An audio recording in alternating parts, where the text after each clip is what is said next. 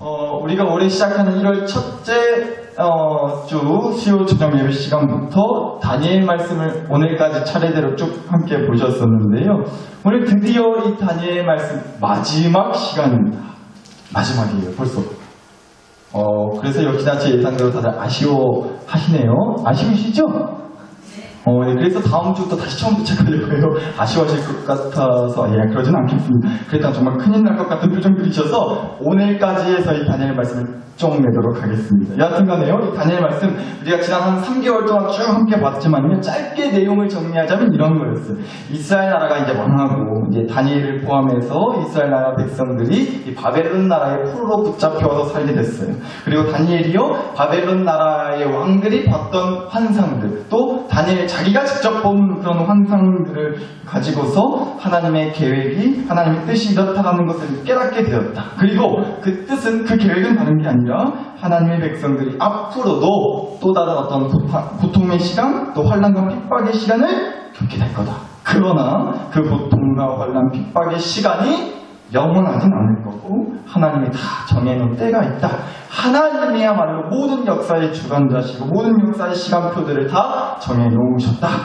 그러니까 똑바로 하라나이, 역사의 주관자, 이 세상을 다스리시고 이끄시는 진짜 주인장은 이 세상 나라의 그 왕들이 아니라 바로 우리 하나님이시다 라는 걸 알려주는 그런 말씀이라고 했어요. 그러니까 이 다니엘 말씀을 쭉 보니까 이런 거예요.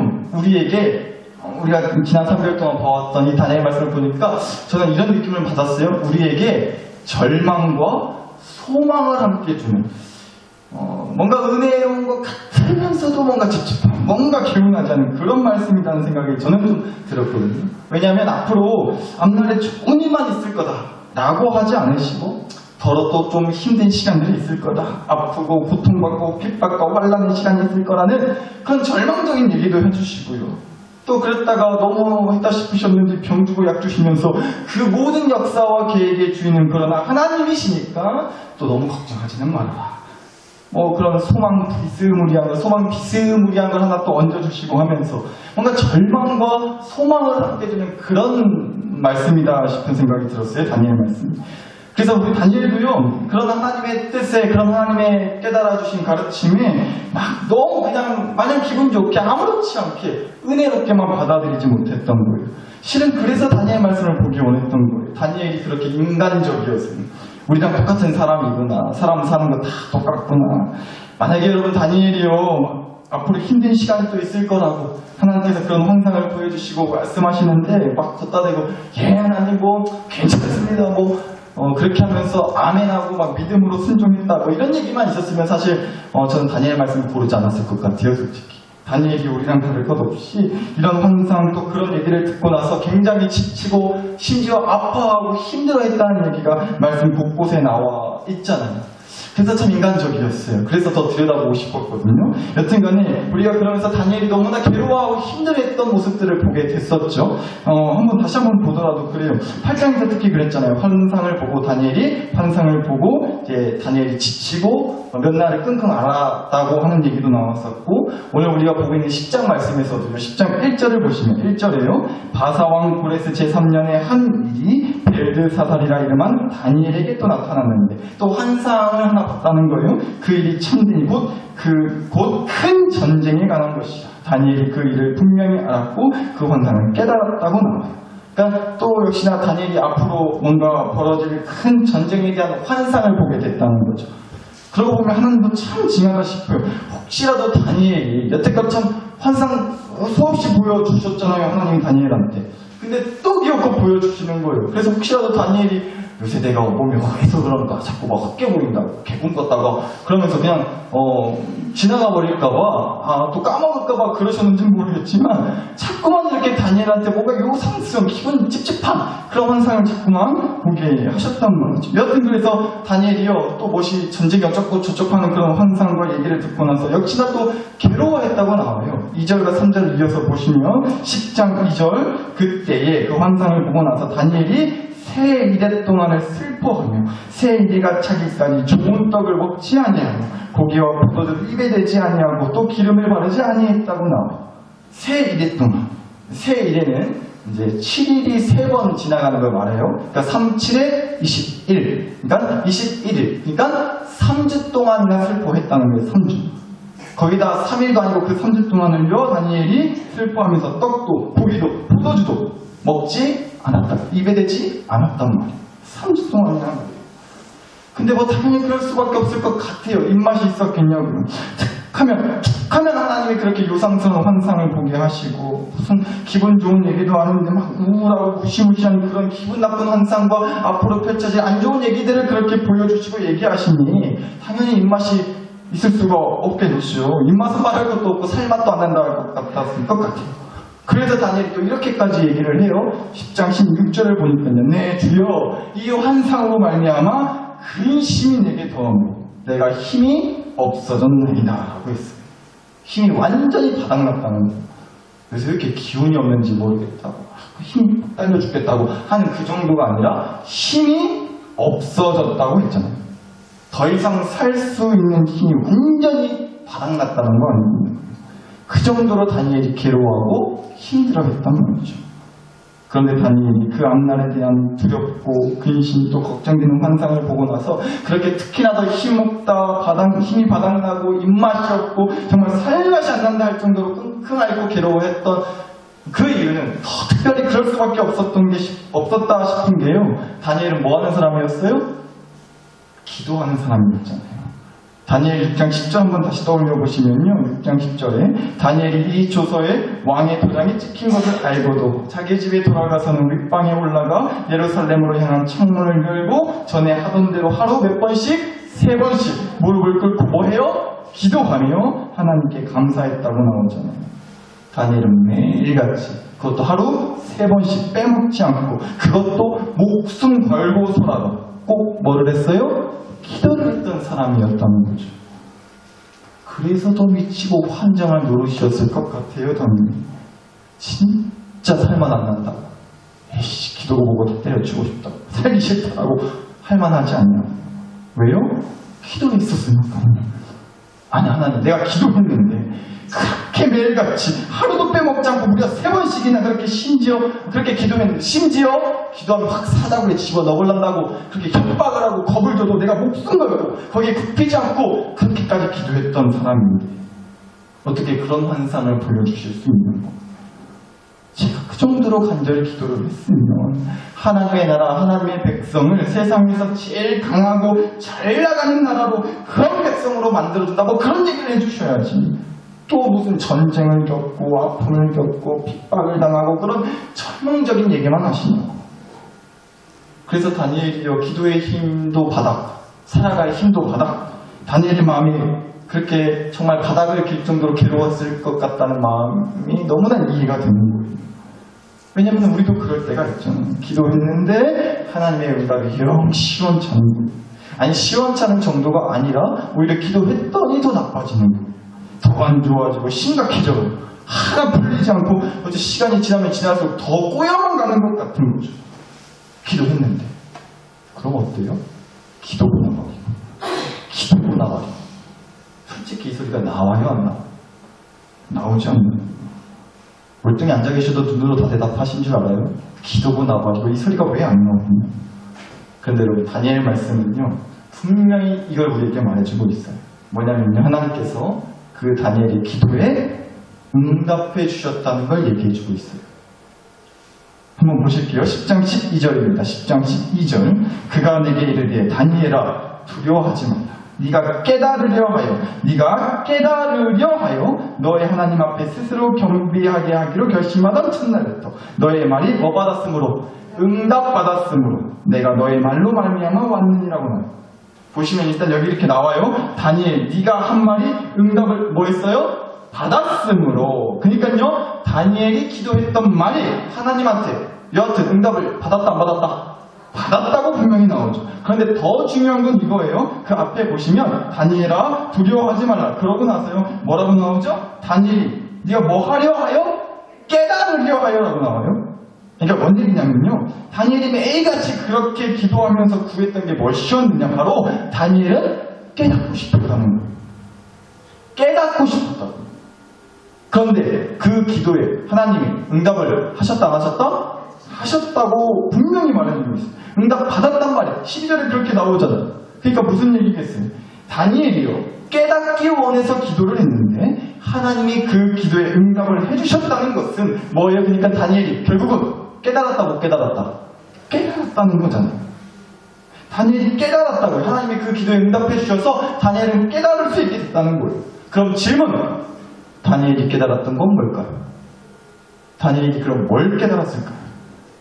오늘 다니엘 마지막 시간이라고 말씀드렸는데 우리가 오늘까지 다 10장을 봤어요. 근데 이제 12장까지 있어요. 원래 다니엘 말씀. 근데 12장까지는 보면 물론 좋겠지만 10장에서 이제 마무리해도 좋을 것 같아서 제가 오늘 이제 다니엘 시간을 끝낼 건데, 여튼간에 이 다니엘 1장부터 12장까지 다니엘 말씀 전체를 놓고 봤을 때 이 다니엘 말씀에서 가장 핵심적인 내용.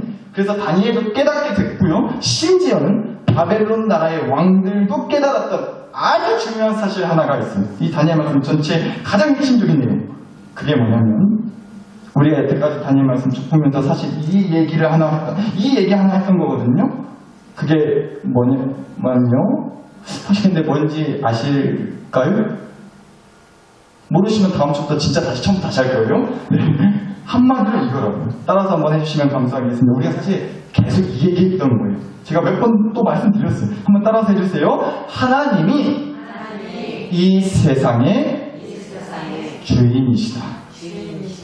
하나님이 이 세상의 주인이시다. 그 깨달음이었어요.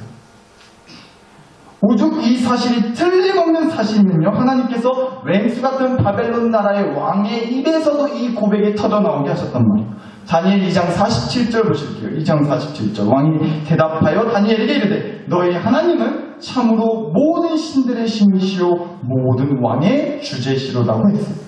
뿐만 아니라요, 4장 34절에서도요, 느부갓네살이 하늘을 우러러 보았더니 내 총명이 다시 내게로 돌아온지라. 이에 내가 지극히 높으신 이에게 하나님에게 감사하며 영생하시는 하나님을 찬양하고 경배하였나니 하나님의 권세는 영원한 권세요 하나님의 나라는 대대에 이르리로다고 했잖아요. 길지만 한마디로 얘기하자면 이 얘기하는 거죠. 하나님이 이 세상의 주인이시라는 거예요. 그 콧대 높은 나라의 왕이 이렇게까지 고백을 했어요. 남의 나라 왕도 깨달았는데 다니엘은 당연히 깨달았지 않았겠어요? 다니엘한테 온갖 환상을 하나님께서 보여주면서 깨닫게 하셨던 게 바로 그거였다고요. 앞으로 별의별 나라들이 다 또 집어삼키려고 덤벼들 거다, 설치될 거다. 그러나 그 나라들, 그 왕들 영원하지 않다. 그거 다 끝이 있다. 왜요? 그 나라들, 그 왕들이 세상의 주인이 아닙니까? 정한 때가 되면 다 무너지고 지나가고 사라진다. 그러나 진짜 주인 되시는 누구? 하나님은 영원하시다. 하나님의 나라는 무너지지 않는다. 역사 속에서 시간 지나면 사라지고 그런 거 아니다. 역사의 주인은 하나님이시니까. 다니엘이 이 한 가지 사실을 분명히 깨달았다. 그러니까 다니엘이 그렇게 기도하고 또 기도했더니요, 하나님이 주신 응답은 바로 다른 게 아니라 그거였어요. 하나님이 이 세상의 진짜 주인이시다. 그런데 이런 깨달음이 물론 우리의 그 아픔과 응어리진 상처, 걱정을 해결해 주지는 않을 수 있어요. 왜냐하면 다니엘도 그 깨달음을 얻고 나서 지치고 아파하고 힘들다고 괴로워하라고 했으니까. 하나님이 이 세상의 주인이시니까 하나님이 나와 우리 집을 책임져 주셔서 끌고 가주신다는 건 알겠지만 여하튼 힘든 건 힘든 거예요. 여하튼 앞날에 힘든 시간들이 또 있을 거라고는 하시니까 그 시간들이 두렵고 불안할 수는 있어요. 하나님이 주인이신 건 알겠지만 여전히 그럼에도 깨어나지 않고요, 지치고 끙끙 앓고 입맛 없고 살아낼 힘이 없다고 할 수가 있어요. 힘든 시간, 아픔과 고통의 시간은 또 있다고 하십니까? 그렇게 여전히 내 삶의 고통은 계속될 거예요. 그러나 하나님이 이 세상의 주인이시고 내 삶의 주인 되신다는 그 믿음만 내 안에 분명히 있다면 고통이 계속되는 삶이라 할지라도 그 고통스러운 삶 가운데 소망을 품을 수는 있게 된다는 거예요. 우리가 그렇지 않겠어요? 집 앞에 병원이 있고, 만약에 내 집 앞에 병원이 있고 그 병원에 세계적으로 유명하고 뛰어난 의사가 있다고 해서, 그렇다고 해서 우리 몸이 뭐 안 아프고 안 다치는 건 아니잖아. 아프고 깨지고 다치고, 그렇죠. 내 집 앞에 그 좋은 병원이 있고 의사가 있다 할지라도. 그러나 그렇게 가까운데 병원이 있고 또 그 병원에 그렇게 훌륭한 의사가 있으면, 훌륭한 의사가 있으면 어떠겠어요? 그래도 다행이다 싶지 않겠냐고. 그래도 안심이 되는 거죠. 아파도 다쳐도 가까운 병원에 얼른 달려가면 되는 거예요. 병원 가면 되겠다, 안심이 되는 거죠. 그 병원에 그렇게나 훌륭한 의사가 있다고 하니까 그 의사한테 말해서 아픈데 치료받고 다친 데 있으면 말하고 그렇게 치료받으면 되겠다, 소망을 품을 수 있는 거 아니냐. 마찬가지로 하나님을 얘기하면서 고작 병원의 의사를 예로 들었지만요, 병원의 의사를 예를 들어도 우리는 안심이다 싶은 생각이 드는데, 하나님이 내 삶의 주인 되셔서 나와 늘 함께 하신다면 안심되지 않으시겠냐요. 여튼 하나님이 이 세상의 주인이시고 내 삶의 주인 되시고 우리 가정, 우리 교회의 주인 되신다는 그 믿음의 고백만 내 안에 분명히 있다면, 힘들지만 고통의 시간이 앞으로도 또 있다고 하시지만 그 시간을 살아낼 수 있지 않겠냐면, 그냥 뭐 뭣도 없으면서 살아낼 수 있습니다 하는 얘기를 하는 게 아니에요. 막연히 드리는 말씀이 아니라요. 하나님이 분명 하나님을 주인으로 믿고 따르겠다고 하는 그 영혼을 고통의 시간을 홀로 지나가게 하지 않으신단 말이에요. 세상의 상처에 찢기고 다쳐가지고 버틸 힘이 바닥이 나서 아주 그냥 바닥을 벌벌 기면서도, 바닥을 벌벌 기면서도 하나님이 내 삶의 주인이시요 목자라고 고백하면서 그 쩔뚝거리면서 바닥을 기면서라도 하나님을 따르겠다고 하는, 하나님을 주인으로 섬기고 따르겠다고 하는 사람을 하나님이 절대 홀로두지 않으신단 말이에요. 제 얘기가 아니라 주인 되시는 하나님이 그렇게 말씀하신다. 오늘 주신 말씀 10장 18절 19절 한번 다시 보실게요. 18절, 또 사람의 모양 같은 것 하나가 나를 만지며 나를 강건하게 하여 이르되 큰 은총을 받은 사람이여 두려워하지 말라, 평안하라, 강건하라 라고 하셨단 말이에요. 다니엘이 다 깨닫고 나서도 하나님이 주인 되시고 무엇이 어쩌고 저쩌고 다 깨달아서 알게 된 후에도 환상 때문에 근심이 더하고 힘이 없다고 했어요. 그게 16절, 17절, 15절, 16절 말씀이었잖아요. 그리고 나서 이어지는 18절, 19절을 보니까 다니엘이 어때요? 내가 말하며 내가 곧 힘이 나서 이르되 내 주께서 나를 강건하게 하셨사오니 말씀하옵소서라고 했어요.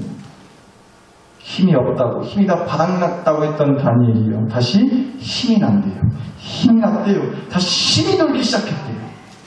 어째서요? 주인 되신 하나님이 말씀 주셨거든요. 두려워하지 말라, 평안하라, 강건하라. 사나사교회 식구 여러분, 너무나 힘들어서 정말 너무나 괴롭고 힘이 바닥이 나서 그래서 기도하셨어요? 잘하셨어요. 그런데 죄송합니다. 정말 안타깝지만요, 기도하셨어도 앞으로 별의별 무시무시한 짐승이 여러분을 또 집어삼킬 거예요. 고통과 눈물의 시간이 있을 거고요, 절망과 두려움의 문제가 여러분을 또 휘저을 거예요. 그런데 기억하세요. 그 무서운 짐승이, 그 고통과 눈물의 시간, 그 절망과 두려움의 문제가 이 세상에 여러분 영혼의 주인이 아니에요. 여기 주인 나오라 그래요. 여기 주인 나오라 하라고 했을 때 내 주인 나오십니다 할 수 있어요. 우리는 주인 되시는 우리 하나님 아버지께서 나오셔서 쩔뚝거리면서도 지치고 끙끙 앓고 힘이 다 떨어져서 바닥을 기어서라도 하나님을 따르고 하나님께 기도하면서 매달리고자 몸부림치는 저와 여러분에게 주인 되시는 하나님이 분명 우리에게도 이렇게 말씀해 줄 거라고 저는 믿어요.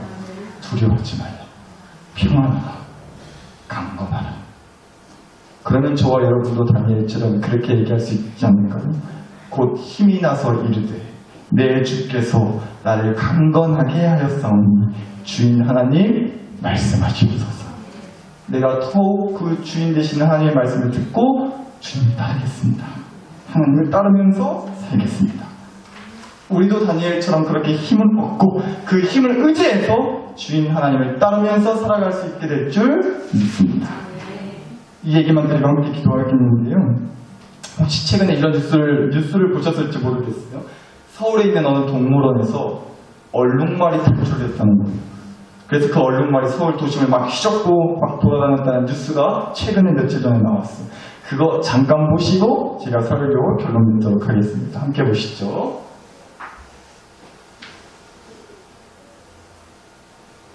네, 오늘 이런 일이 있었네요. 네, 서울 도심에서 얼룩말 한 마리가 나타나 도로와 주택가를 활보하는 소동이 있었습니다. 서울 어린이대공원에서 탈출했다고 하는데 경찰과 소방당국이 포획을 시도하고 있습니다. 화면으로 보시겠습니다. 네, 서울 광진구 천호대로 한복판 멈춰선 자동차 앞에서 무언가가 튀어나옵니다. 바로 얼룩말이죠. 사람들을 피해서 도로를 달려들더니 오토바이와 트럭 사이에 가로막히자 도로 빈 공간을 향해서 다시 내달리고 있습니다. 얼룩말 한 마리가 도심을 활보하고 있다. 이런 신고가 들어온 건 오늘 오후 2시 40분쯤. 이 얼룩말은 서울 어린이대공원에서 탈출했다고 하는데 어린이대공원 측은 얼룩말이 우리에 설치된 목재 시설물을 부수고 도망쳤다고 설명했습니다. 탈출한 얼룩말은 재작년 어린이대공원에서 태어났고 올해로 2살이 됐다고 합니다. 경찰과 소방당국, 대공원 사육사들이 광진구 자양동 주택가에 안전펜스를 설치하고 얼룩말 생포 작업을 진행하고 있습니다. 지금이 5시 15분 정도 됐는데 아직까지 생포했다는 속보는 들려오지 않고 있고요. 아직까지 다친 사람이나 재산 피해도 없는 것으로 확인되고 있습니다. 네, 서울 어린이대공원에서 동물이 탈출한 건 이번이 처음이 아닌데요. 지난 2005년 4월에도 어린이대공원을 탈출한 코끼리들이 주변 주택가와 음식점을 헤집고 다녔고 온통 아수라장이 되는 일이 있었습니다. 당시 공연 도중 비둘기떼에 놀란 코끼리 한 마리가 갑자기 울타리를 뛰어넘어 밖으로 나가자 나머지 5마리도 뒤따라 뛰쳐나간 것으로 나타났습니다. 당시 코끼리에 바친 혜린 한 명이 크게 다치고 교통 혼잡이 컸다고 알려지고 있는데요. 오늘 탈출한 얼룩말 속보 들어오면 여러분께 알려드리겠습니다.